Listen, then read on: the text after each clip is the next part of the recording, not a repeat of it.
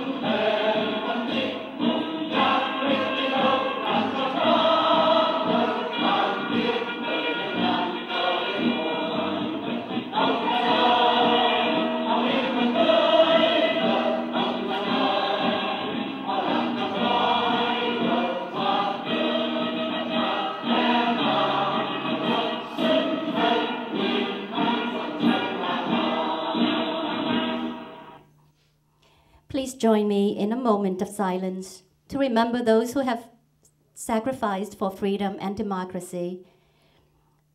A moment of silence begins.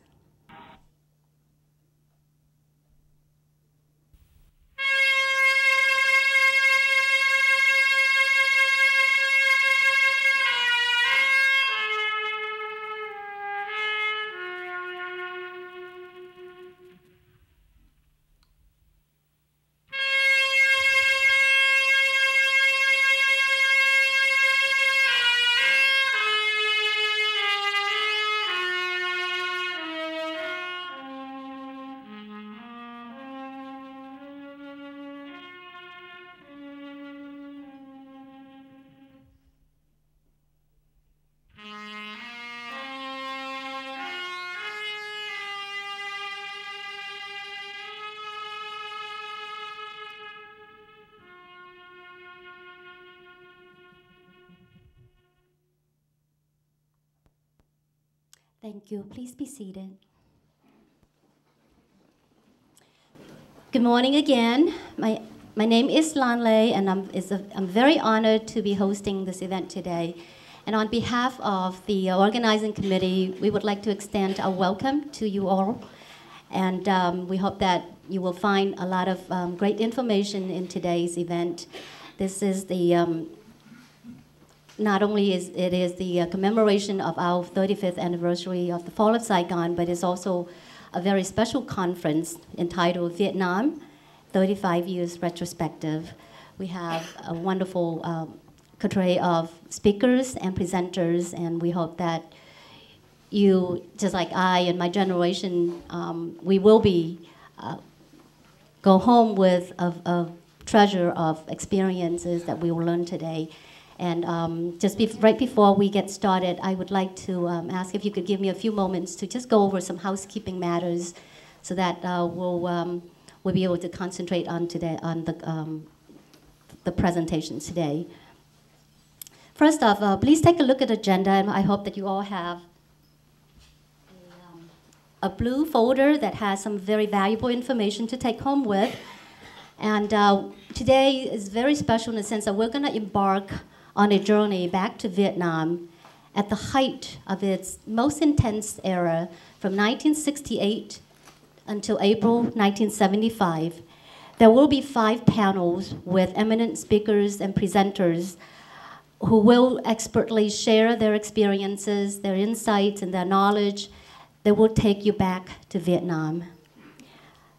So first off, cell phone. So please turn off your cell phone or put it on vibrate.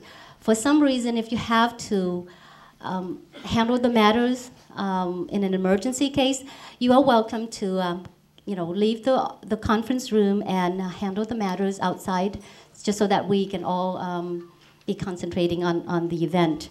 Secondly, restrooms are just right down the hall as you enter the back door, straight down the hall, passing the reception area, make a right into a little hallway and just follow the signs. The restrooms are right there. We will have a break or two, and it all depends on how the day progresses. And so far, we've been on schedule. So we hope that we'll be able to release you for a few moments, to take a break so that you can rest your mind a little bit. We'll break for lunch at noon, and there will be activities at lunch as well. And the lunch will be downstairs in the main dining hall.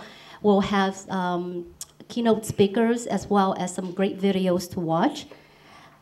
Today we have the opportunity to present the true history of the valiant struggle of the armed forces of the Republic of Vietnam. Therefore, the conference will be conducted primarily in English. If you need assistance, please talk to us at the end of the conference, and we'll be happy to share with you some additional information. Press area will be strictly limited to the back, just so that we won't distract our presenters.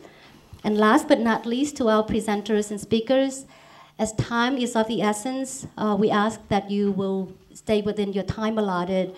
We will inform you when you come close to your 5 minutes of your time limit. And we apologize in advance, but we want everybody to be able to share their knowledge and their experience, and so we just want to be fair.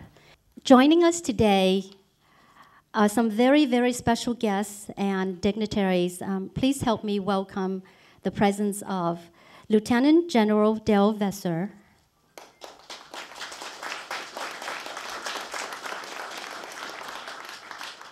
Lieutenant General Lou Wagner,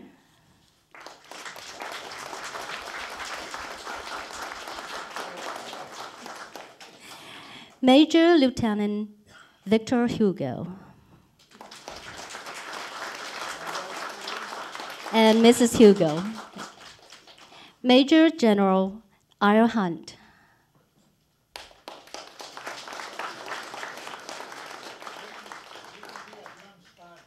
oh, I'm sorry. So we'll get to meet him at lunch then. Major General Nguyễn Duy Hình,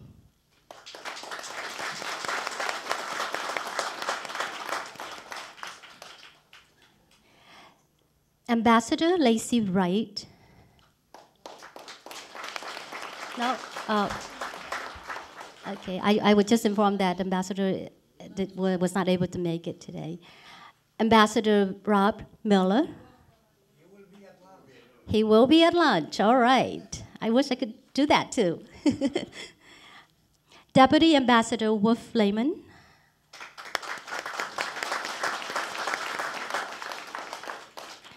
There's a very special guest with us today, and you will hear from him at lunchtime, but I would like to take this opportunity to introduce to you, and that is Mr. Hoàng Đức Nhã, Minister of Information and Open Arms.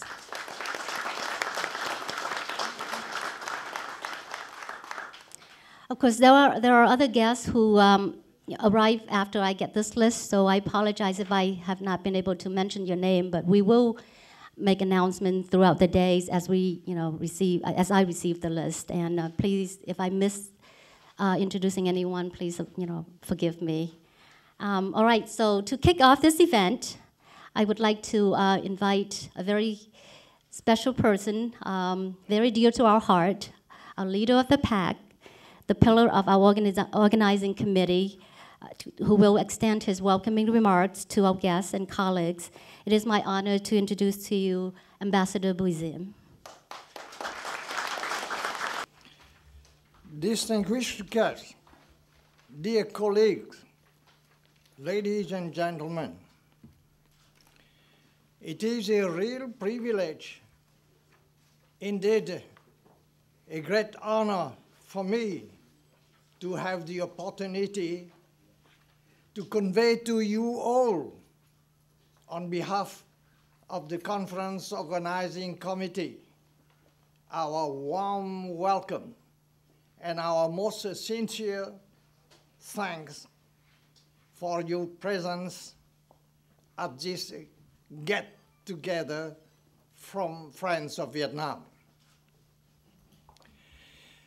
We are here today to commemorate the 35th anniversary of the events of April 1975, which marked the end of the Vietnam War. We do it with double purpose. First, to highlight the fighting spirit of the Vietnamese generation who valiantly fought during the war.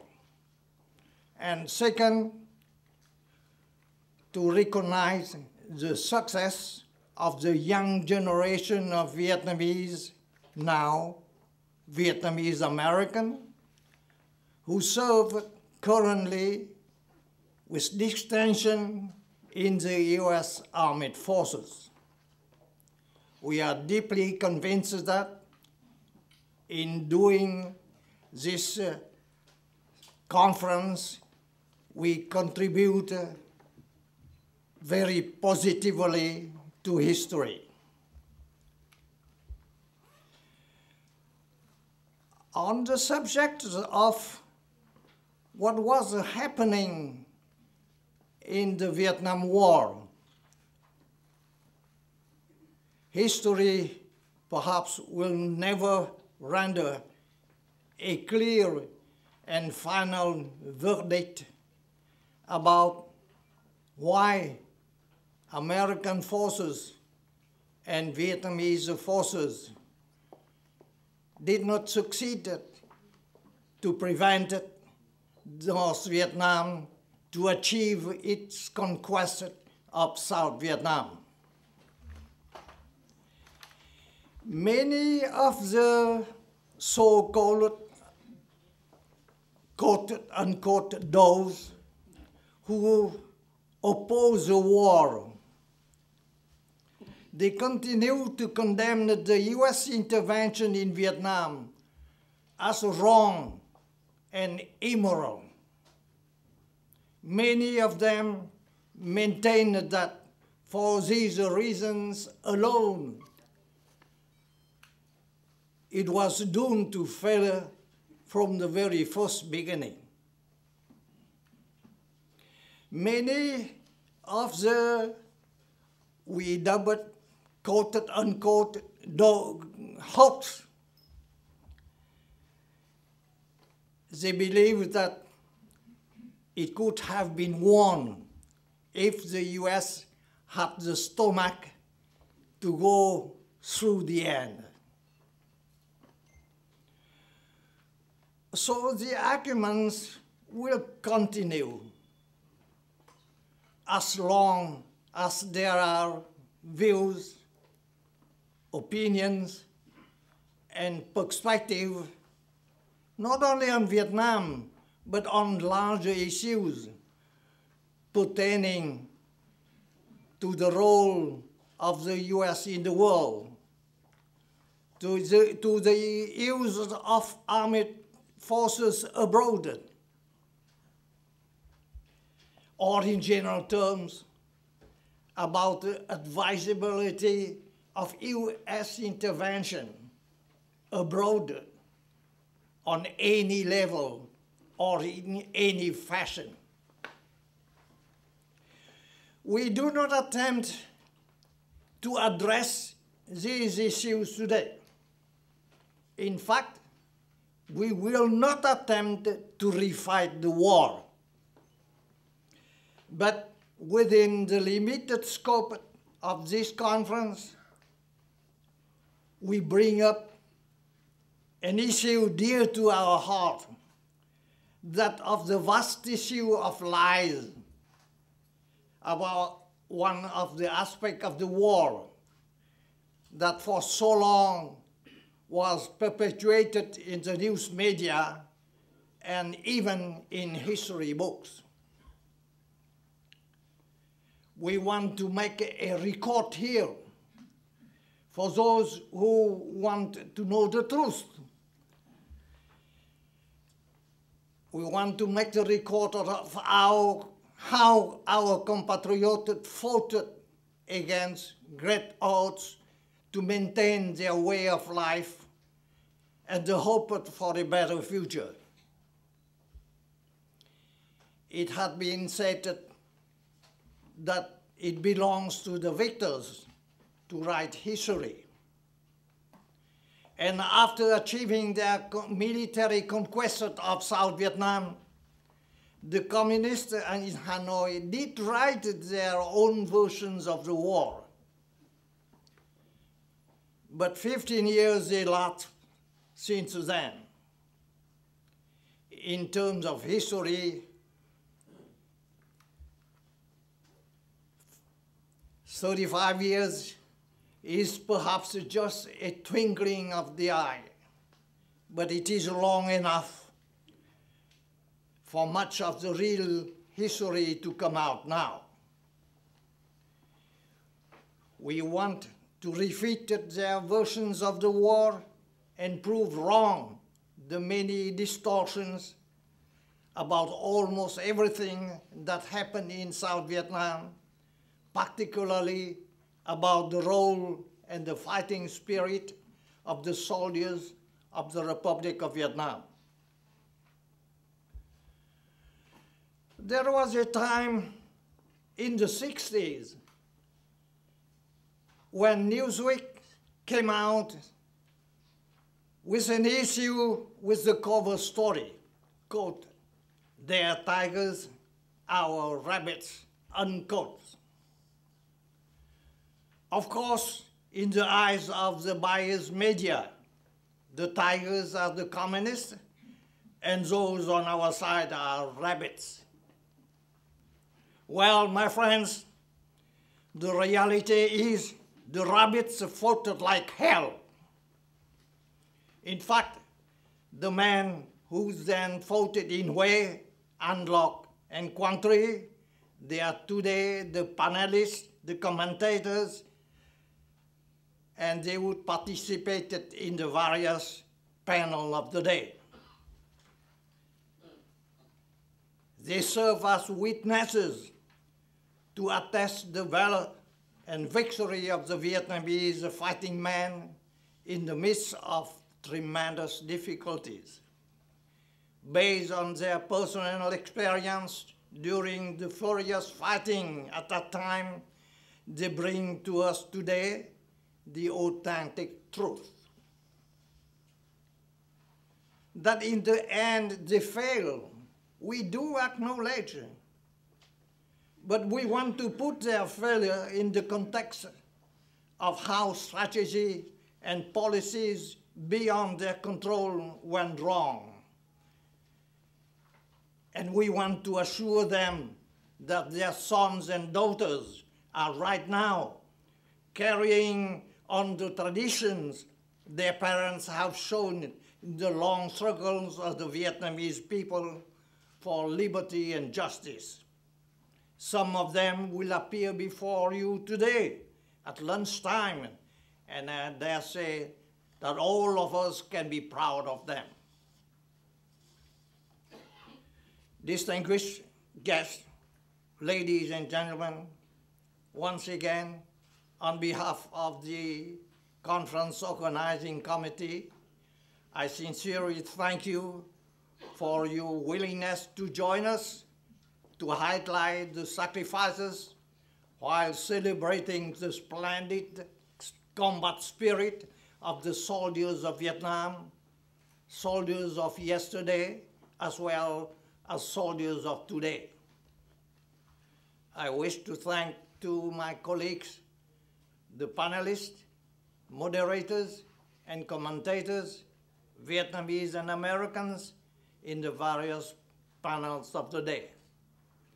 They will bring to us, I am quite sure, their independent, objective views and opinions on the subject matters for the success of this conference. Thank you.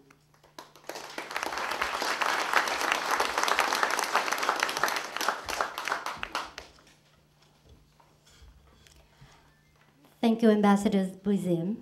Now, are you ready for the journey? Okay, so let's put on our helmet and gear, and we're going to dive into the very first battle. It's 1968, and we're in the midst of the Tet Offensive. Let's follow panel number one, and let me introduce the moderator, Dr. John Carlin, who will facilitate the first discussion of the day on Tet Mau Than in 1968. The panelists are Dr. Eric Villers with the topic of Mekong Firestorm, the 1968 Tet Mau Than Offensive in 4th Corps. Professor Nguyễn Ngọc Bích on the issue of the Battle of Hue, and Colonel Trần Minh Công on Tet Offensive, the turning point during the Vietnam War. And at the end of the panel discussion, commentator Dr. James Robbins will share his point of view. Good morning. I'm John Carlin. I'm a historian at the State Department. At the State Department, I'm responsible for shepherding the last documentary histories of the United States in the Vietnam War. There are 4 more volumes to be published, all in the Nixon-Ford administration. We expect to have them out by September. I'm also conference coordinator for a major conference the State Department is mounting on the history of United States policy 1946 to 1975. We'll hold it in late September. More relevant to the conference today are the 17 years I spent at the United States Army Center of Military History, where I wrote one of the volumes in the Army's official history of the United States in Vietnam on combat operations 1965-66.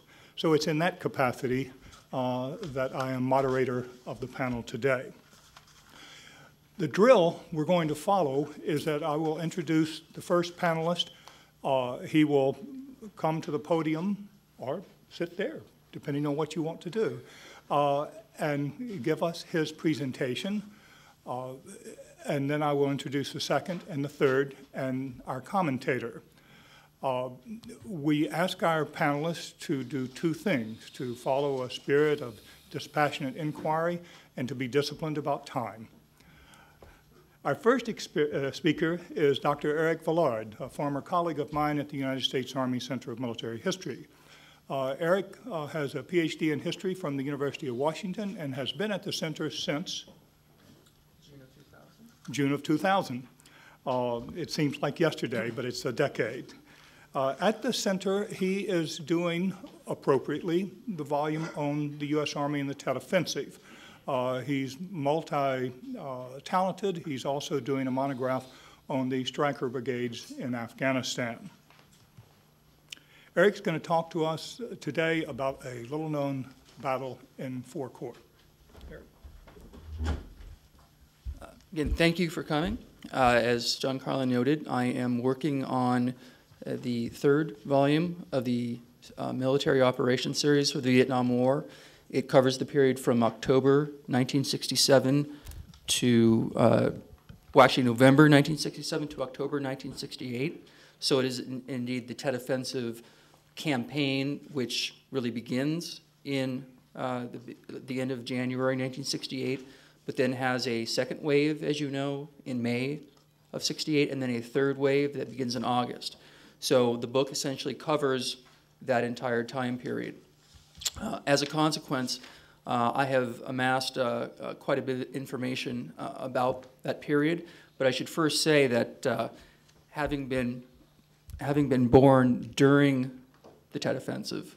I will not presume to call myself an expert in the same way that many of you are experts, having lived through those days and in some cases having fought in the battles that I am going to be talking about in my book. However, hopefully the last 10 years of my research will be able to provide kind of a synthesis of all the documents and all the experience out there. I've certainly done my best to comb through Vietnamese and English source material wherever available, but I'm today, in fact, making a plea for those of you who have not had a chance yet to record your experiences. We would love to hear from you. I certainly want to make that a part of the volume, and if there's anything that we can do, the Army Center Military History, to facilitate that, we absolutely would love to, because it's important to hear the South Vietnamese side of the story as much as possible. Which brings me to the point of sources. The Tet Offensive has been written about extensively, but much of the attention has been focused on such well-known battles as Hue or the battles that took place in Saigon in 3 Corps. The Tet Offensive in 4 Corps, I think, is less well-known, and there are certainly some reasons for that. A big reason is the documents. The American forces in the South Vietnamese 4 Corps zone were much less numerous than other parts of the country, and the simple fact is, much of what we know about the Vietnam War and the Tet Offensive comes from American sources. And so today, when I make some remarks about the Tet Offensive in 4 Corps, I'm really going to focus on the battles of My Tho and Binh Tre, largely because the Americans were there in fairly significant numbers, and our documentary record is much better. The 2nd Brigade of the 9th Division was the primary American maneuver force in the Delta, and I'll give you, there we go. And again, just giving you an overview from space of the Delta region.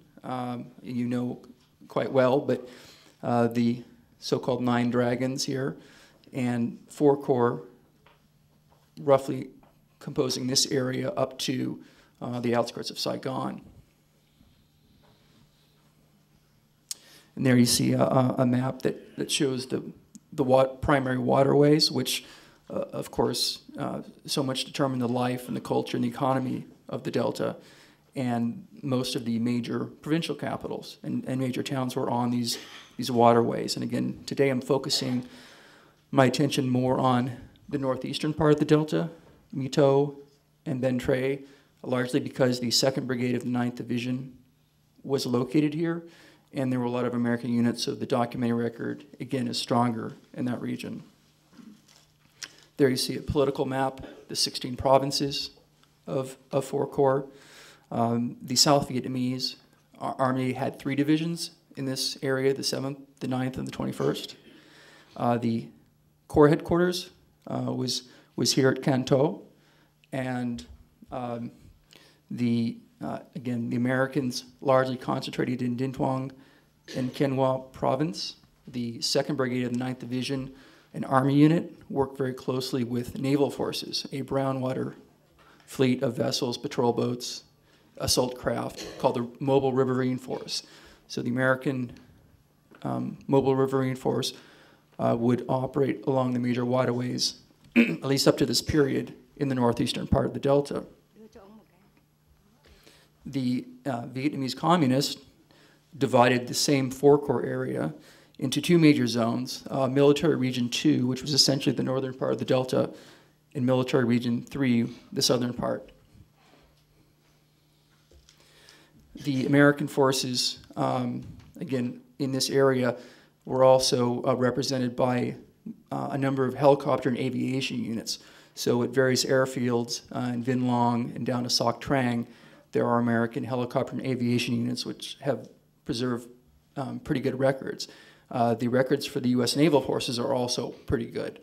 And often I find information in those sources that I have not been able to find elsewhere. A A great disappointment, I should note, is that the American MACV advisory teams, which were scattered throughout all of 4 Corps, the records, unfortunately, are quite poor. If you ever go to the National Archives and are looking for those kind of records, you will find very little for this period. They seem to be better for the 69, 70, 71 period, but unfortunately, that window we might have gotten on activities elsewhere is just not there because we don't have those MACV advisory records. We certainly have a few very good sources from the South Vietnamese side. The book Tet Offensive that Son edited and Colonel Lung's intelligence volume and Tet volume are invaluable. But again, I'm making a plea for more of you or people you know to come forward to talk about your experiences because I feel like I know more about the Vietnamese communist side of things than I do about the South Vietnamese. And there are some battles, particularly in the southern and western parts of the Delta that have very little documentation. It's hard to really get a sense of what happened. And so again, I ask you to come forward and provide interviews or if you have any information. Now, just a few observations about Tet Offensive in 4 Corps. Again, this is the city of My Tho, which was the headquarters of the South Vietnamese 7th Division. One of the tactics that the enemy used during the main attack on 31 January 1968 was to begin the attack with sapper strikes. These sapper strikes, small teams of commandos, at least in the Delta, were largely aimed at neutralizing the South Vietnamese leadership. So they were, depending on how you look at it, either assassination squads or kidnap squads. They sent teams, for example, in My Tho to either capture or kill the general of the South Vietnamese 7th Division, General Tuan. So the first effort the enemy took was to try to neutralize South Vietnamese leadership. It didn't succeed in My Tho. General Tuan was at his headquarters and not at his house. He was at his headquarters because there had been premature attacks the previous night up in 2 Corps. So he was at his headquarters expecting trouble. By the same token, President Chiu was in fact in My Tho celebrating Tet with his family. The enemy did not know this, and so missed a great opportunity to nab that prize. President Chiu managed to get out of the city and come back to Saigon. But again, the initial enemy strategy was neutralize South Vietnamese leadership, and it failed.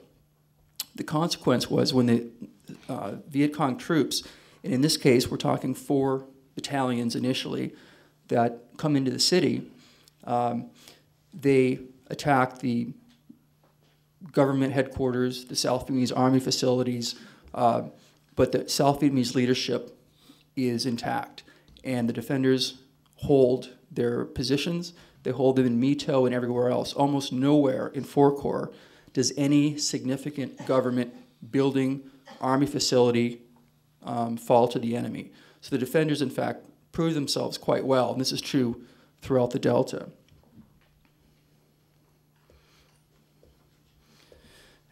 However, the defenders, throughout the first day or two in the Delta, did not have the strength or organization to counterattack. And in My Tho, what you had after the first day were American forces, the Mobile Riverine Force, coming up the river and launching the counterattack, landing on the beach, and then driving through the city. The Battle of My Tho lasted about 3 or 4 days. That was standard for most of the Tet Offensive attacks. There were a few cities in the Delta where the enemy was repulsed on the first day. There were also some battles like Cao Lan, which lasted for 3 or 4 weeks. But on average, within 3 or 4 days, the enemy had been repulsed in the northeastern Delta, again, primarily with a lot with American aid. The same is true for the Battle of Ben Tre. The South Vietnamese defenders held their positions initially, but did not have the strength to counterattack right away. the American forces got into the battle within the first 24 hours. Ben Tre is a good example of the importance of naval forces, which I think has been overlooked. The naval patrol boats, not just American, but South Vietnamese RAG groups, I think played a very important role in Four Corps, and a role that hasn't fully been appreciated. So if there is more information on the South Vietnamese Navy particularly, I look forward to that. In terms of consequences, the battles of Ben Tre and My To, which can last for several days, the enemy generally takes heavy casualties. In My To, somewhere in the neighborhood of 500 killed, Ben Tre, several hundred killed. The greatest cost probably is borne by the population, however. Nowhere in the country does a civilian population suffer more in terms of homes destroyed than in Four Corps. So many of the cities of the Delta, in fact, are badly damaged. Now, we know about Hue and the damage there, but per regional basis, the South Vietnamese Four Corps cities suffered more than any other part of the country. 94,000 people were left homeless in the Delta following the attack. Again, the South Vietnamese Army performed quite well, generally. There's the notorious case of the Ranger Battalion in Vinh Long looting the city, but in fact, this was an issue that had pre-existed the Tet Offensive. Overall, the South Vietnamese forces fought quite well. Territorial forces fought quite well. There were no defections. The popular uprising the enemy had pushed for did not materialize. The Viet Cong soldiers who went through the streets of My To with bullhorns saying, "Come out and join us," were greeted with deafening silence. There was virtually no popular support for this attack. And for that reason, when the enemy, after the first day, began to find himself outnumbered, outmaneuvered, his logistical lines were cut, it was essentially a fait accompli. And so nowhere in the Delta did the enemy succeed in his objectives. Did cause a lot of damage. Pacification was set back significantly after Tet in the Delta, probably more so than in most areas of the country. But within several months, most of those losses had been regained. So when the enemy comes back during the May offensive, the attacks are much weaker. The South Vietnamese leadership is much stronger. And so even though South Vietnamese Four Corps suffered per capita greater losses than in many other regions, during the second attack of May, it demonstrated that they had learned the lessons. The cities were much better protected. Very few enemy units got into any of the Delta cities during the second wave. And so at least one consequence of this is you definitely see a significant improvement in the performance of ARVN units in the Delta after the Tet Offensive. So I will conclude with again asking for your help in fleshing out the story. Even though we know about My To and Ben Tre to some extent, there are other battles like Can To, which are still opaque. And so if you have the opportunity, please come forward. I would love to speak with you afterwards and pass the word around, because when my book comes out, I hope that it will incorporate your stories as much as I possibly can. Thank you.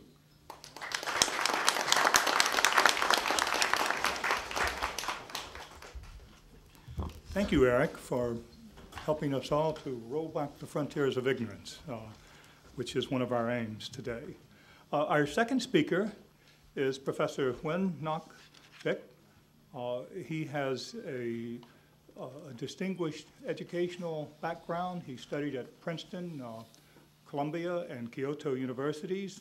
He's taught Vietnamese literature and poetry at George Mason and Georgetown universities. And from 1997 to 2003, he was director of Vietnamese broadcasting at Radio Free Asia. Today, he is Senior Research Associate at the Indochina Center at George Mason University and currently Chairman of the Board of the National Congress of Vietnamese Americans.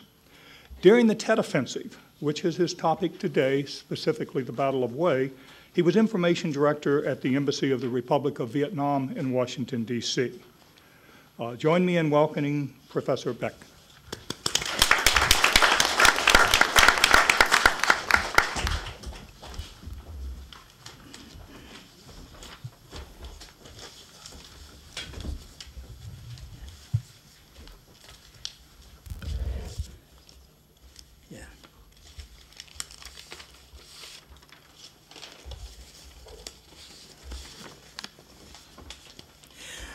Thank you, Dr. John Carlin. You know, it's quite a thing to move from the open country of the Mekong River into Hue, which is a place where it's filled with traditions. It's the imperial capital of Vietnam. It's the home of the Nguyen dynasty for almost 500 years. It's a place where the mountain is very close to the sea. And in fact, it's one of these features that is going to favor the communist surprise entry into the city. Before I say anything, I have to say that I'm an oddity among Vietnamese speakers today. I'm not a military man. I'm just simply a historian. In fact, mostly of culture. It's only in recent years that I turned to some problematic issues of the Vietnam War. But if I say anything wrong, I have many of my friends here who are heroes in the Battle of Hue. In fact, I would like to just introduce one of them, Major Trần Ngọc Huế. Would you stand up, please?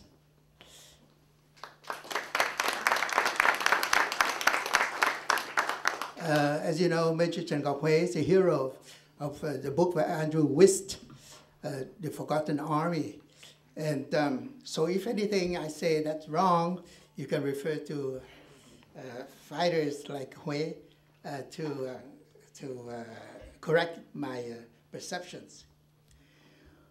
Well, 42 years ago, the communists, in an attempt to reverse the fortune of war that was not going in their favor during 1966-67, launched the spectacular Tet Offensive of January-February 1968. That became, in the end, a military disaster of major proportion. By their very own admissions, the enormous losses incurred over 41,000 dead and 7,000 taken prisoners out of an attacking force of 84,000, put their war efforts back by at least 3 years, according to Trần Văn Trà, General Trần Văn Trà, that is, or 5 years, according to Bùi Tín. In fact, the results of 1968, if one includes this first phase with the two subsequent ones, one in May and one in August of the same year, was even more telling. It effectively eliminated the southern military component of the communist war apparatus in South Vietnam. The only place where the Tet Offensive lasted more than a few days was in Hue, the old imperial capital, where the communists managed to hold on for 25 days against enormous odds, thanks to their entrenched positions within the fortified wall of the old citadel built in Emperor Zalong's time early in the 19th century. It was after a visit to Hue that Walter Cronkite, reporting from Vietnam, called the war, quote unquote, unwinnable. And this, I like to quote President Johnson, who lamented, "If I've lost Cronkite, I've lost Middle America." By March, Johnson had made up his mind not to seek re-election as a presidential candidate for a second term. Instead, he ordered a halt to the bombings north of the 17th parallel, which led to the start of peace negotiation in Paris. Future historians will note that 1968 was a pivotal year in the Vietnam War. And out of that year, the Battle of Hue will stand out as the one action that helped shape the misconceptions that became widely accepted thanks to the US media, convinced hawks like former hawks like Defense Secretary Clark Kifford to turn into dove, and finally drove President Johnson into an irreversible course toward disengagement and eventually defeat in the war. What is most strange, however, is that important as it was, the Battle of Hue hardly rates more than passing mentions in many of the standard history of the Vietnam War. In my paper, I list all the many histories of the Vietnam War, and usually the Battle of Hue sometimes don't even rate a mention, especially the anti-war histories. Or when they get some mention, it's one line, 2 lines. It's just unbelievable. I don't know why it could have things like happen like that. What made Hue unique was not just because the communists managed to hang on for 25 days, whereas in most of the other cases, the attackers were repelled in a matter of hours to no more than a couple of days. It was unique because, as in Hà Giang, it was the seasoned NVA, North Vietnamese Army troops, the so-called regulars, fresh troops sent from the north that were involved in the fighting. This was because before launching the Tet Offensive, the communists had redrawn the military zones around Saigon and Hue for maximum surprise and impact. In the case of Hue, General Trần Văn Quang was in overall command of the Chi Thiên Hue military zone, but Colonel Lê Minh, a hero from the earlier French Resistance War, was told before he set out, and this I quote from North Vietnamese documents, as far as the campaign is concerned, you, meaning Lê Minh, are the battlefield commander, and as far as party matters are concerned, you are the chief leader in both the offensive and uprising for the entire zone. In actuality, as in the case of Saigon, Lê Minh commanded the northern wing and Tân Chọc Một, the attacks from south of Hue. Một, however, was subordinate to Minh, as we shall see later. Hue was also unique because if the Saigon attacks were a combined operation involving PLA, People's Liberation Army, meaning the southern component of the communist forces, under Trần Văn Trà and Võ Văn Kiệt and Trần Bạch Đằng, and then North Vietnamese elements under Lê Đức Anh and Mai Chí Thọ, the outcome of Hue battle was to redound entirely to the good or bad names of the NVA. This point is very important when it came later to the questions of who is responsible for the Hue massacre. Yeah. This battle of Hue, led entirely by northern Vietnamese troops, became like a forerunner of the involvement of North Vietnamese troops, because for many years they denied their presence in the south. But Hue, you have their participation, which led eventually to the East Offensive in 1972, when Hanoi sent in every division except one they had in North Vietnam. The whole North Vietnamese Army, People's Army of North Vietnam. Finally, Hue is unique because it was the only place where their presence was long enough to establish a civilian administration made up mostly of Hue citizens, but stage managed by the communists. The manipulators were Hoàng Kim Loan and Hoàng Lanh, 2 moles hidden in the home of Nguyễn Đoá, a supervisor, he's more like a hall monitor at a Quốc học high school. That is, it has local support to a certain extent. 2 days after they came into town, on February 1st, Radio Hanoi announced that a coalition of national democratic and peaceful forces was formed with cultural anthropology professor Le Van Hao at Hue University as its chairman, and Mrs. Tuan Chi, another educator, as his deputy. 12 days later, on February 14th, Radio Hanoi again exulted in the fact that a local administration has been established with Le Van Hao as the mayor, assisted by 2 deputies, Mrs. Tuan Chi and Hoàng Phương Thao.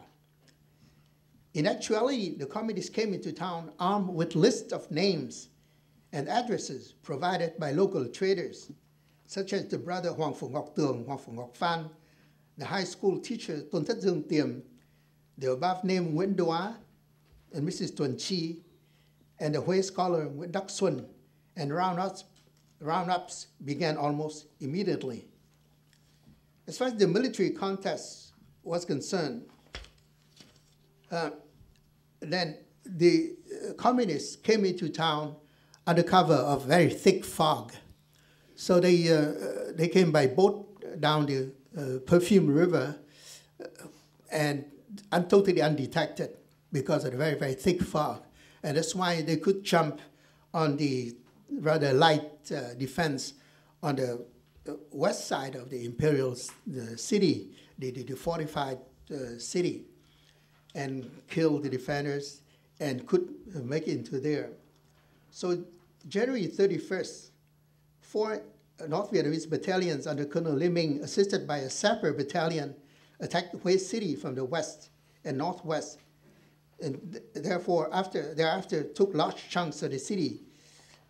Another 4 battalion, also assisted by a 2nd sapper battalion under Thân Trọng Một, attacked from the south. The first group ran into some resistance at Tây Lộc airfields, while the second group encountered stiff resistance at Tam Thai, held by the 81st Ordnance Company. Meanwhile, another NVA battalion sent to An Hoa, north of Hue, tried to block ARVN reinforcement coming from Quang Tri. And finally, another NVA force, 2 battalions, set up a blocking position in An Cựu and Phu Cam to the south of Hue in anticipation of reinforcement coming from the south.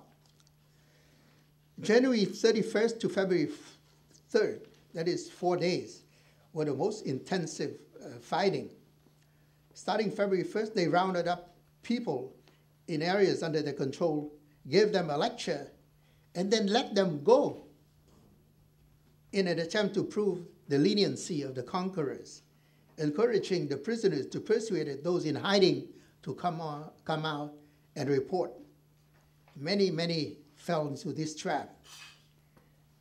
During this time, however, Ngô Quang Trường succeeded in calling for reinforcement for his troops in Mang Cá Fort and the eastern corner, just the eastern corner of the citadel. February 4th and 5th, there was a lull in the fighting because both sides were exhausted and because the communist side was running out of ammunition. We have the text of a telegram sent by Liming to headquarters in Hanoi for reinforcement not only in men but also in ammunition. February 6th and 7th, on the 7th day of the battle, the Americans entered the fight. This is again according to North Vietnamese documentation, with most of the targets originally aimed in communist hands, but with ammunition getting dangerously low, Liming called for a meeting of his top officers to propose withdrawal. This is by the 7th day, since a decisive victory was certainly not within reach. Liming ordered the removal of war booty to bases in the countryside and in the woods. Also, wounded and prisoners had to be evacuated from the city. February 7th, fearing a large American and ARVN counterattack, the communists blew up the Trường Tiền Bridge. Instead of withdrawing, General Trần Văn Quang, who was Liming's top commander, General Trần Văn Quang instead came to Hue, rearranged the disposition of forces, then ordered an all-out attack on Mang Cá Fort, because in his estimate, they could probably take Mang Cá and that would be the end of Hue. After 3 hours of intense fighting, almost like sea waves, human waves. From 9 p.m. to midnight of February 9th, these all-out efforts came to naught, and the attackers had to abandon the fight. A second cable to the headquarters in Hanoi urgently pleaded for more ammunition and reinforcement. Both were solemnly promised in reply, several reply cables from Hanoi, one even signed by the three top generals, Võ Nguyên Giáp, Văn Tiến Dũng, and Song Hao. And a second cable from Hanoi promised reinforcement, signed by Văn Tiến Dũng. The following days, the ammunition promised by Hanoi never came. The troop reinforcement apparently were cut off and nearly destroyed by the U.S. 3rd Marine Division before they could reach Hue. By February 10th, some mopping operations by ARVN were already possible as the regional troops replaced the airborne troops who went on the defensive. February 12th, entered the Vietnamese Marine, the South Vietnamese Marines, to replace the exhausted airborne units. A U.S. Marine unit, Robert Thompson's 1st Battalion, 5th Marine, also crossed the Perfume River and made contact with General Trường at Mang Cá. Fierce fighting for the next week, from February 13th to the 20th, the communists violently tried to counterattack the Vietnamese Marine and the American Marines. But then, again, that counterattack broke. And February 14th, Hanoi Radio announced the formation of a local administration. As I said earlier, February the 21st, under intense pressure from 3 American battalions and 3 ARVN Marines Brigade, not counting the 1st ARVN Division, the NVA decided to withdraw, and this is, I quote from Lê Ming's memoirs, decided to withdraw because even reinforcement came, they would not change one bit of the situation, especially as the weather started lifting and bombing runs from the B-52s could start raining on them. February 22nd, the NVA mounted a desperate counterattack that temporarily threw chaos into ARVN rank. But Trần Ngọc Huế and his Hắc Báo Black Panthers rallied the troops, charged forward with bayonets fixed, and then won the day. And on February 24th, a last assault on the flag tower brought down the VC flags, and the volunteer managed to climb up at 5 a.m. and raise the 3 red stripes and yellow flags of the Republic of Vietnam. Well, as far as the casualties was concerned, we have a famous poem by Chế Lan Viên, one of the poet laureates in North Vietnam, and he later confessed, 2,000 men came down into the plain, only 30 returned. Trần Văn Trà may have the way in mind when he said there was unit that went into battle from which not a single soldier returned. Statistical terms, the North Vietnamese, the communists, lost about 7,500 troops. And there's funny things like this. This is Hue, when he told Andrew Wist. When he went on after the taking over the citadel and advancing with his men, Trần Ngọc Huế could not believe his eyes. Bodies clad in brand new uniforms were piled up as far as his eyes could see, spilling forth from trenches and foxholes and festooning bushes. Finally, catching a live NVA soldier in dress uniform, Hue asked why his unit wore a dress uniform and carried a flag. The dejected captive answered, "We are told that Hue City had been liberated and we are coming here for a victory parade." Living, we have a wonderful account by Living, but it's too long, so I won't go into it. But one last thing that I would like to mention from Living's memoir is that he admits, however, and this is, I quote him, "One must admit that there were another side to the military aspect, and that is the punishment, quote unquote, of those guilty of crimes toward the people.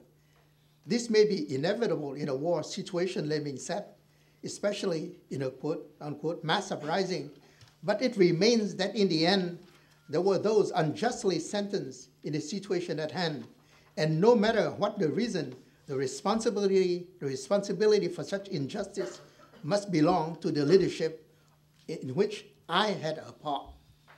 So this is the one confession by the military commander in Hue that they were responsible for the Hue massacre. The Hue massacre is another thing that's much too long for me to go into it, despite all the denials by Lê Văn Hảo, Hoàng Phủ Ngọc Tường, and so on and so forth. But in the end, it did exist. And the only question is, who ordered the Hue massacre? Because it's happened on much too widespread a scale. It's not an individual within, for instance, although now he's coming over to our side, still saying that there was some only local, small fry commander who, in a confusion way, ordered this killing. But that's not true, because it happens all over the city. It happens when the city was under civilian, quote-unquote, controlled by North Vietnam. All of this massacre happened. So it must have come from very high up, and that's a preview we have of the communist final victory in 1975. Thank you very, very much.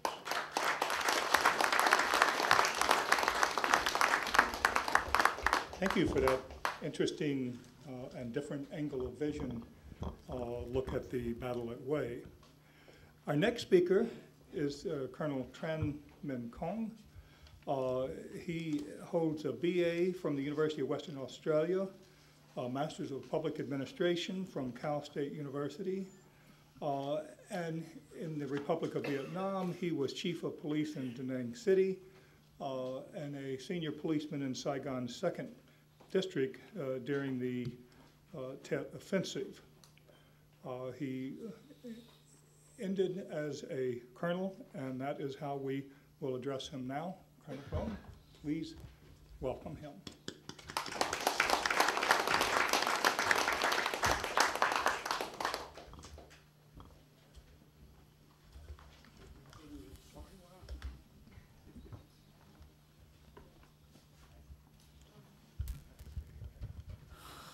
Good morning, ladies and gentlemen, and distinguished guests.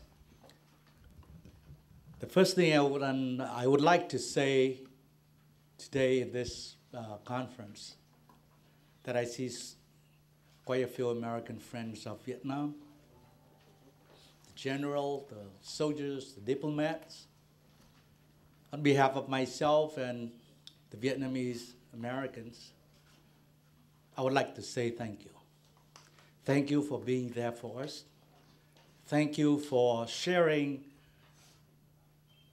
the agony of battles, the humiliation of defeat, the pride of victories, comradeship, and now forever friendship between the old troops. Thanks.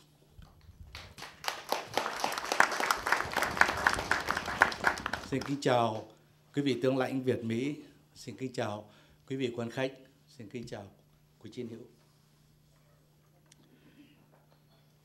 The Battle of Tet Offensive has so much to talk about. When the Viet Cong started their attack not only the capital city of Saigon, but 28 cities and towns that touch every part of the country. For 15 minutes, I don't think I can put everything in there. So I chose to talk mostly about the battle in Saigon and around Saigon during the Tet Offensive. Why? Because that is where there was the most serious political implications for the Vietnam War. That's why I titled my talk, Tet Offensive, a turning point in the Vietnam War. Actually, later, many historians and the media and the state, and maybe many of us too, think that it's not only just a turning point in the Vietnam War. It was the beginning of the end of South Vietnam. That's why the Battle of Tet Offensive is so important for us to talk about.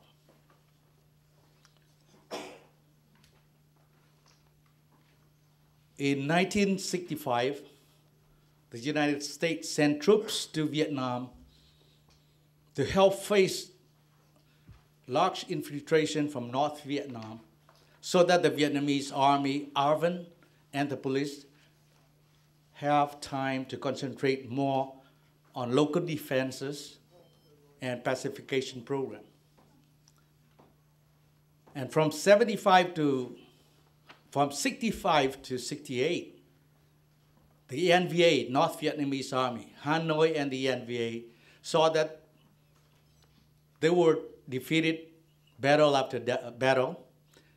They were no match for American firepower.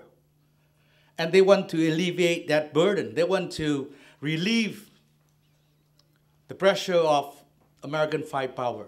So they had to think of a new strategy somewhere. Hanoi created a new strategy from conventional warfare to more or less urban warfare. They want to hit South Vietnam right in the cities where nobody think they would dare to do it. And yes, they did in the Tet Offensive of 1968.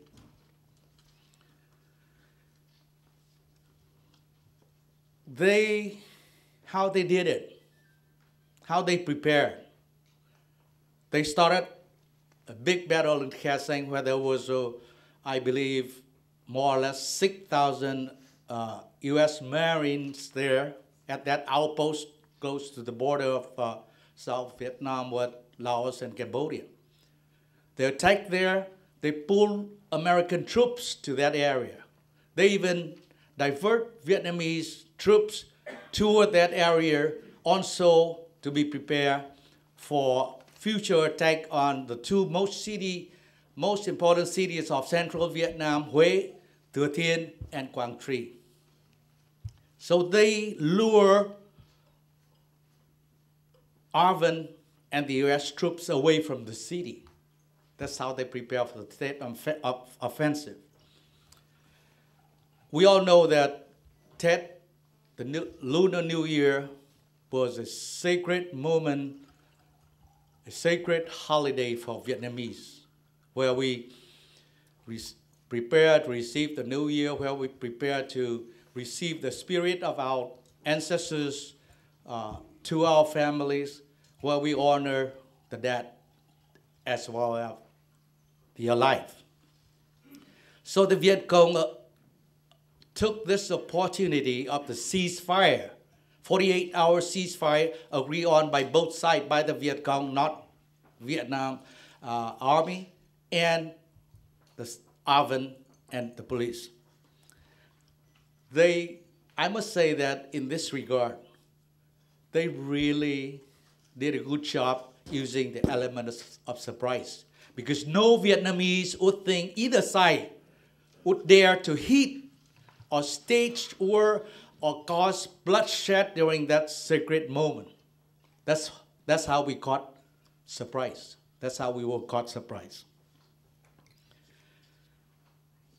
Because of the ceasefires between the two sides, ARVN allowed 50% of their troops on leave, on the Tet leave, to be with their family. Actually, there were only, at the time of the battle, there were only 30 to 50% restricted to quarter to guard the barracks. So when the Viet Cong attacked Saigon, I would say mainly the initial defense were the police and the local soldiers guarding the barracks in Saigon. There are a few battles in Saigon that I would like to cite with a little detail. Okay.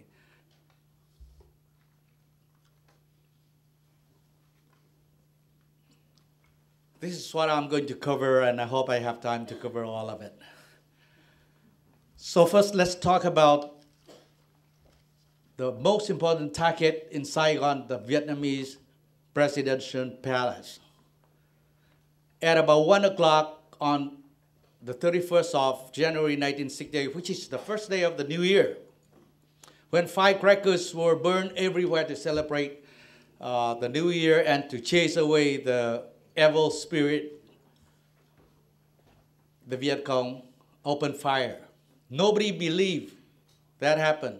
Nobody can tell whether it is the gun, the sounds are from the machine gun or from the firecrackers. So they sent 18 sapper commandos into my district. I was police chief at that time at the 2nd district. The 2nd district is in the center of Saigon, where we have the President's Palace, the Central Market of Ben Thanh, and also the Senate House, just adjacent to the 1st district that has the American Embassy. So 18 sapper came in, and first they attacked the south side entrance of the palace. They used AK-47s and B-40 rockets, and the first thing was they blasted part of the south side gate guard barrack, and 3 of them succeeded in getting onto the palace ground with a lot of C4 explosive. Their intention was to hang on it long enough so that they can blow up the Independence Palace. And you can all imagine if that palace was blown up, what would the rest of the country and the rest of the world think about it? So the first thing was they blown up the barrack gate on Nguyễn Du Street at the south side, and then a police patrol under my command happened to be around. So that police team called for help. First thing I heard about it, and I knew that this is not just firecrackers. So I sent order to a substation there, the police station, to run for help. And I myself brought another platoon of combat police to the gate. At that point, the Viet Cong sappers, instead of attacking the gate, they turned for the fire on us. They used AK-47, B-40 rockets and started to aim at us in order to keep us away from the gate long enough so that they can blow up the palace. Fortunately, we fought hard. Some of our police officers got killed right on the spot, but we did use our rifle and M79 grenade launchers and kill some of them that make them retreat from the palace ground to outside on Nguyễn Du Street, and later were cornered into one of the 5-story building where we fought with them for 36 hours later. Let me remind you here that the police, number one, were not trained to fight any battle like that. They were not trained to do that. Number two, they were way underarmed. We only had the very old World War II carbine and some grenades. That's all we had. But we succeeded in driving them out of the palace ground. We got some killed. 7 of them then ran out. The 7 surviving sappers ran out and occupied a 5-story building just next to the gate. It was a dark night, and when they get into that building, they started occupy higher floor, firing down at us. We fire up at them. We exchanged fire all the night. Nothing could be done for fear of endangering life and property of the people surrounding the area. So by the morning, police officers used ladders to move up to the floor. We couldn't get in through the ground floor because the sappers on the higher floor threw down grenades that killed another few of us. So we used ladder to climb up. That building was unfortunately under construction. It's just a bunch of four wall, no doors, no windows. So as soon as they see us climb up, they start firing as I believe another 3 fell down. We try to use tear gas. You think of the police, you think of tear gas. We used the tear gas to no avail because there were no window, no doors to keep the tear gas inside. We used the M79 grenade launcher to no use because the wool was so thick, so solid, that protect them so well. Finally, we had to crawl in through the back, attack them from the top floor, at the same time from the ground floor move up. Another few police officers got killed, but we got all of them. We arrested 3, captured 3, and through their disclosure, the 3 prisoners, we found out that they brought along a car full of C4 plastic. With that amount of plastic there, explosive, they could blow up 10 times the president's palace. We were lucky. We react real fast, and we got rid of them in 36 hours. The second most important battle is the American embassy on Thống Nhất Boulevard. With the wall around like that, nobody would think that any sappers or commando could get inside. So during the dark of the night, it's about 2 a.m. in the morning, 19 of them arrived in 2 civilian cars. They jumped out on the side gate of the U.S. Embassy on McRitchie Street. They started firing AK-47 and B-40 rockets, and they succeeded in using bazooka to blow a hole along the side. 3 of them started to get in, and they were felled out by the MP guarding the embassy. And then they start moving in again and kill a few MPs right on the ground. But all of the 15 remaining sappers were on the embassy compound. They start to move up the floors. But by that time, telecommunication team on the 4th floor radio for help. So more MPs come to help, and the Marines were supposed to land on the top of the embassy building, but during the night, they were shot at, they couldn't do it. So by 9 o'clock the next morning, a company of U.S. Marine landed successfully on the top, and they fought their way down. And there was a Colonel, I think George Jacobson, who was working at the embassy at that time, so you probably remember him. He was heading down to the 1st floor, and he met face to face with a sapper that came in, and he shot and killed that sapper.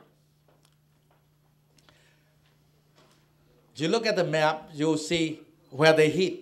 But again, I try to concentrate it on Saigon because of the political implication of those battles. This is the American embassy when the MP were fighting against the sappers. So few MPs were killed right there on the ground, and this is the aftermath of the embassy attack. Now we are talking about other battle in Saigon.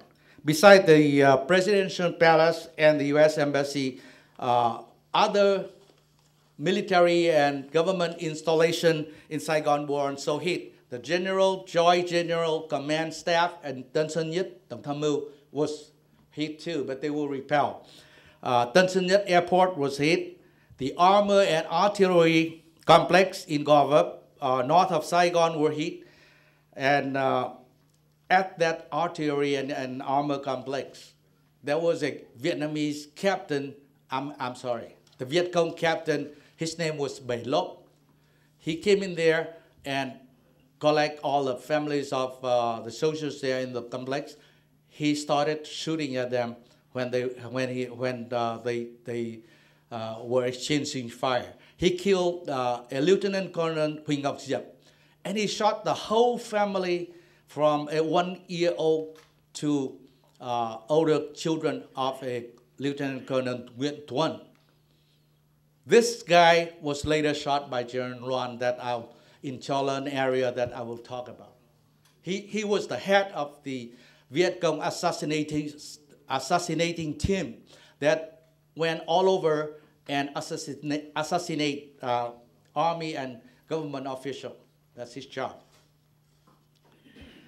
You probably wonder by now how the Viet Cong could get into Saigon to do things like this.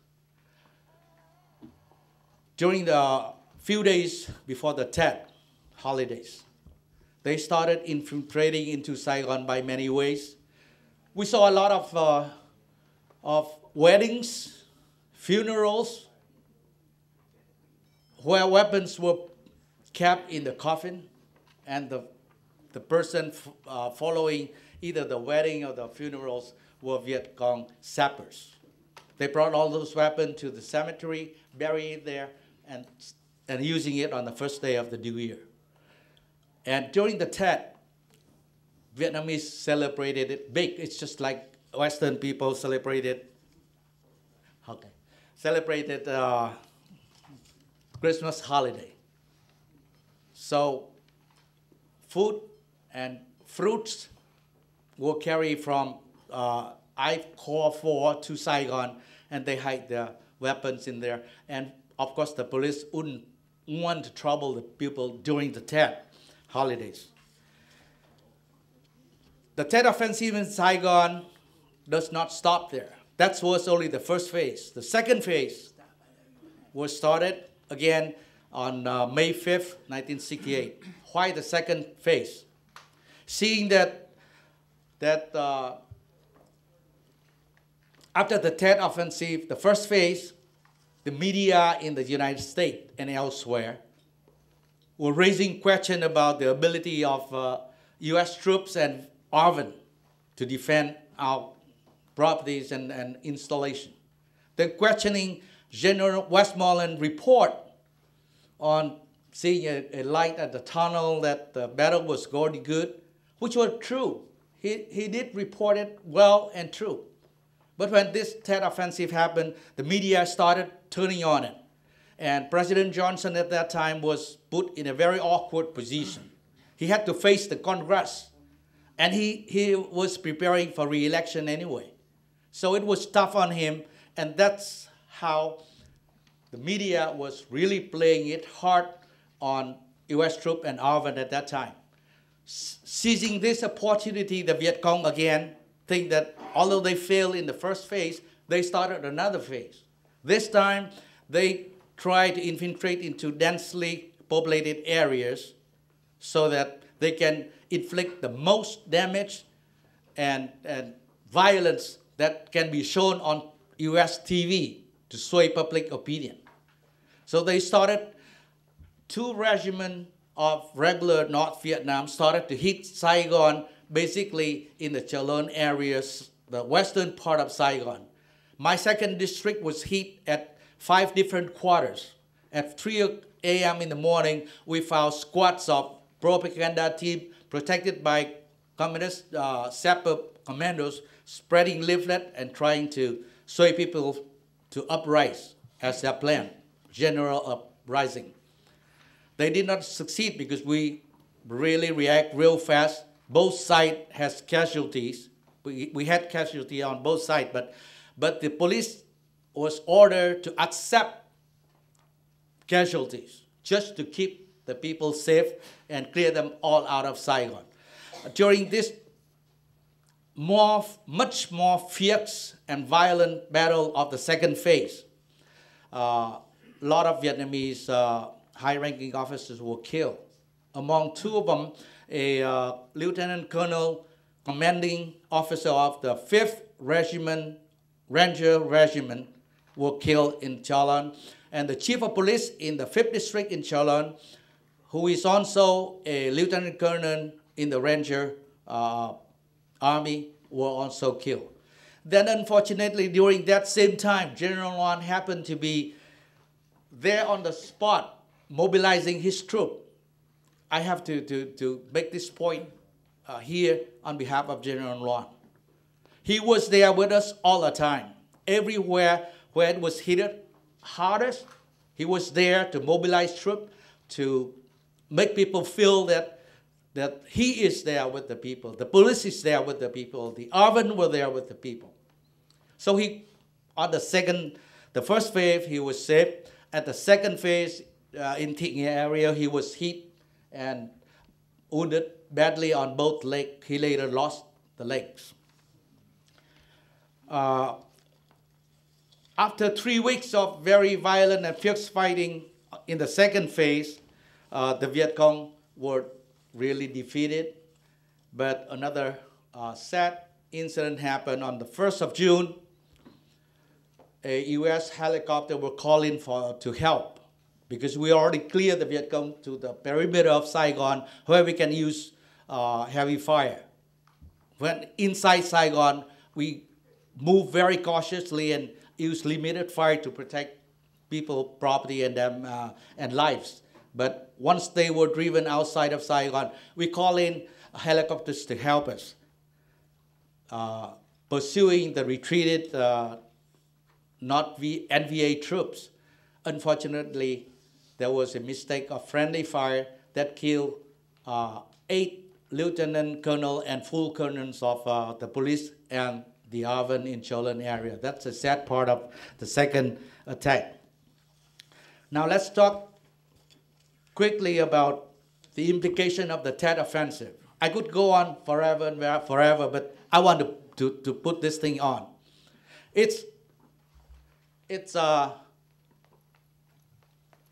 You see how we fought it on the street. We were fighting and helping the people at the same time. It looked like a soldier fighting with the hand tied in the back because we have to help people. We have to suppress fire, evacuate people, and think about it. Okay, General Luan. We all know that there was a photo taken by a UP photographer, Eddie Adams, on General Luan. And it was sad because after the photo was taken, people in the United States were angry. They thought that Arvin and NVA together. They were both violent, and this is not a war that anybody would want on their home. This is General Luan fighting with the troop right on the street. This is where he shot that VC. This picture only tells half of the story. Why? Because this guy, Bailop, who was the guy that assassinated a bunch of innocent people in the artillery and armor complex that I was talking about, he killed a Lieutenant Colonel Huỳnh Ngọc Diep and the whole family of Colonel Nguyễn Tuân. So half of the story was told by this.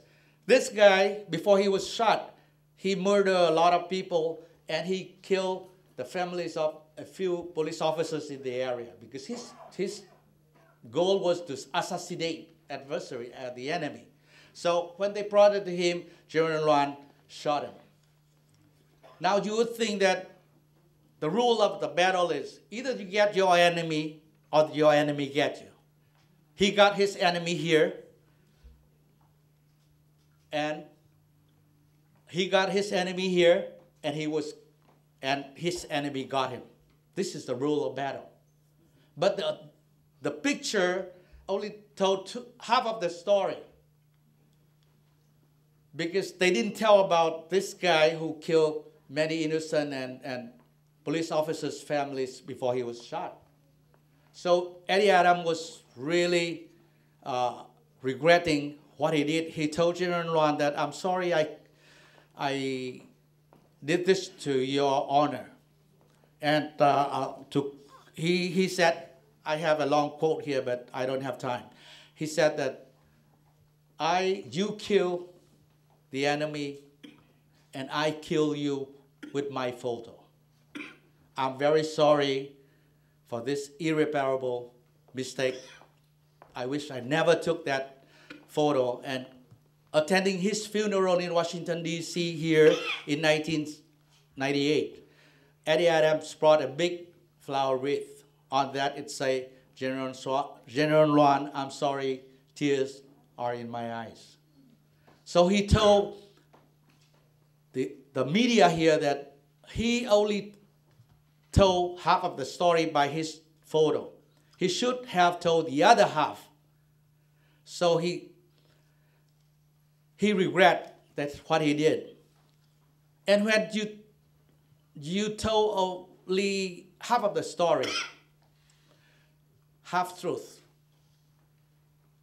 everybody know half a loaf of bread is still bread. Half truth or no truth at all. We are sorry for General Luan. He was looked at as a villain by some.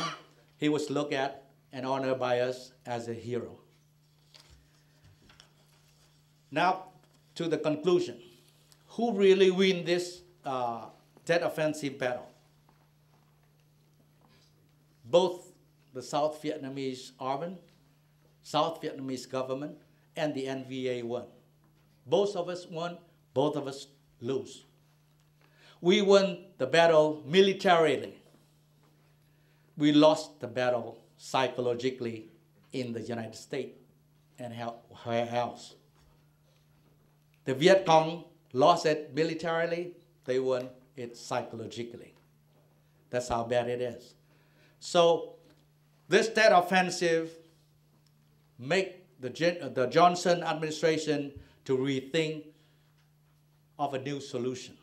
What they call at that time a peace and honor solution to the war in Vietnam. We all knew that that was a solution of peace, but no honor. And it's sad to remember this part of the war.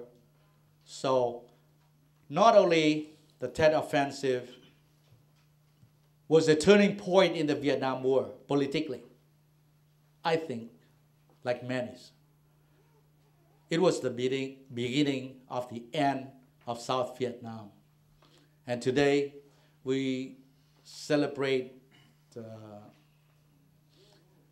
April 30th of 1975, thinking of all those sacrifices by the AVN, by the innocent people of Vietnam, by the US troops, our friends. And we hope that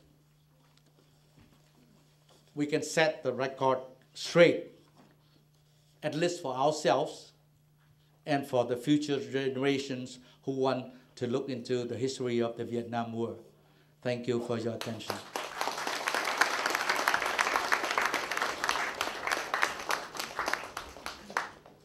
Thank you very much.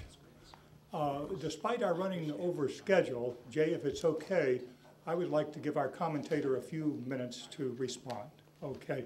Our commentator is Dr. James Robbins, who is a triple threat scholar, defense official, and national security journalist.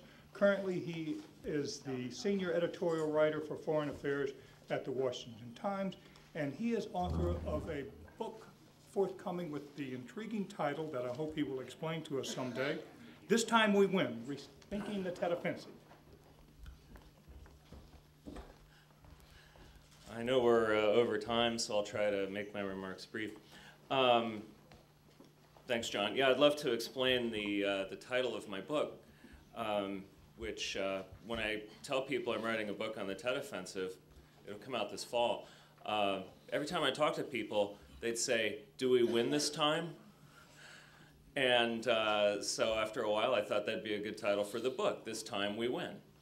And hopefully we can clean up some of the facts, because all of our presenters, and looking over the schedule, I think many other presenters today, their topics illustrate something I think we all understand, that there's something very wrong with the Tet narrative, with the way that the Tet offensive has been portrayed, the way that it's used in contemporary debates. Anytime some insurgent somewhere blows himself up or attacks an embassy or takes a few pot shots, we have people who are opposed to U.S. intervention abroad say, well, this is just like the Tet offensive. You know, connoting we're losing, we've lost, if only Lyndon Johnson were here to pull us out, that kind of thing. And as Colonel Kong said, we have to set the record straight. This narrative has to be corrected. There are too many facts that are wrong floating around out there, too many interpretations that don't make sense. And I think it's incumbent on particularly the people who had these experiences. And as Eric said, you have to talk to us. Those of us who want to tell the story, those of us who weren't there but only know it through documents and through study. But particularly we would like to know it through the life stories of the people who were there.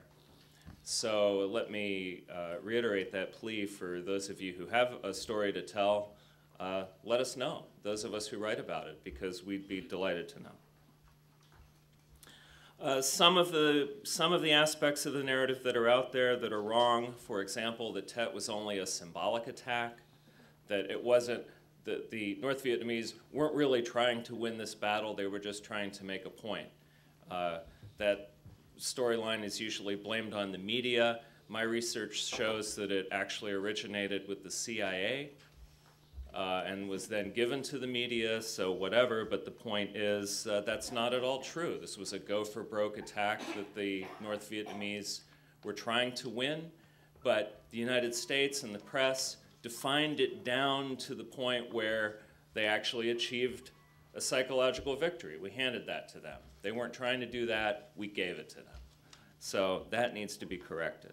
The idea that the South Vietnamese armed forces didn't do a good job during Tet. We know that's wrong. That's absolutely wrong. I think Eric's research will show that. As he mentioned, South Vietnamese forces acquitted themselves very well, and compare it to what the North Vietnamese were trying to achieve.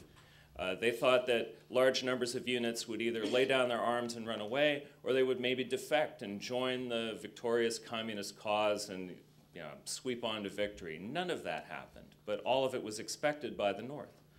So that needs to be corrected. The events in Hue, particularly the Hue massacre, as Professor Bish was talking about. The My Lai massacre that happened shortly afterwards has completely overshadowed the events that took place at Hue. And there are significant differences between the two, particularly the scale, the scope, but also the intention, because My Lai was a great crime, but it was a crime. It was not an act of policy. It was soldiers who got out of control.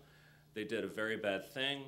Some of them were punished, and that characterized that event. The Hue massacres, much vaster, were a specific act of policy ordered by, conducted by the North Vietnamese. And there is an important moral distinction to be made between those two events. Yes, innocent people died in both of them, but in the one case it was American soldiers out of control in an event that was stopped by American soldiers. In the other case, a deliberate act of mass murder committed by a communist regime. I think we can distinguish between those two types of events, and the events at Hue need to be publicized more.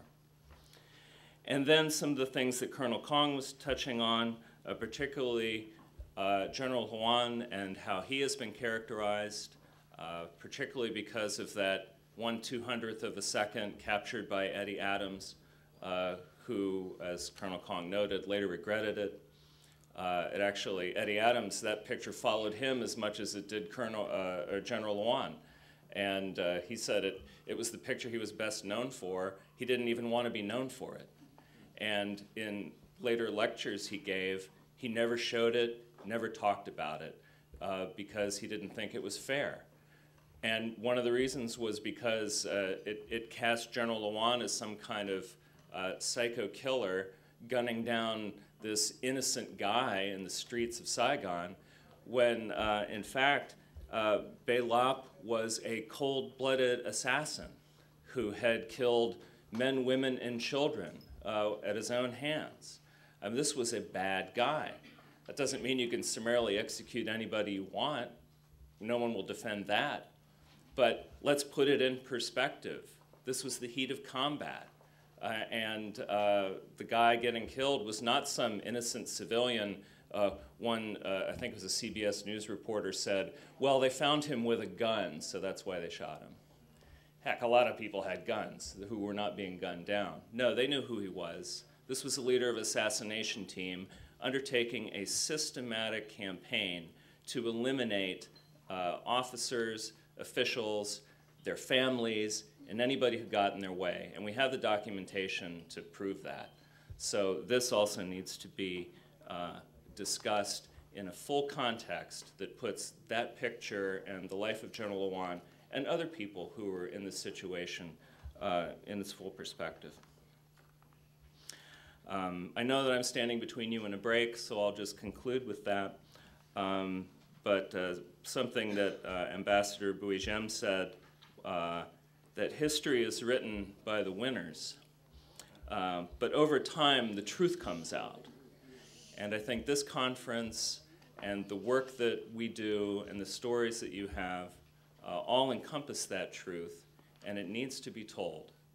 So we should get going on that. Thank you very much.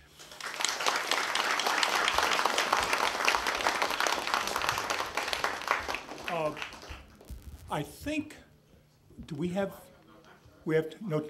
no time for questions, but I hope if you have a question, you will talk to the presenter throughout the day.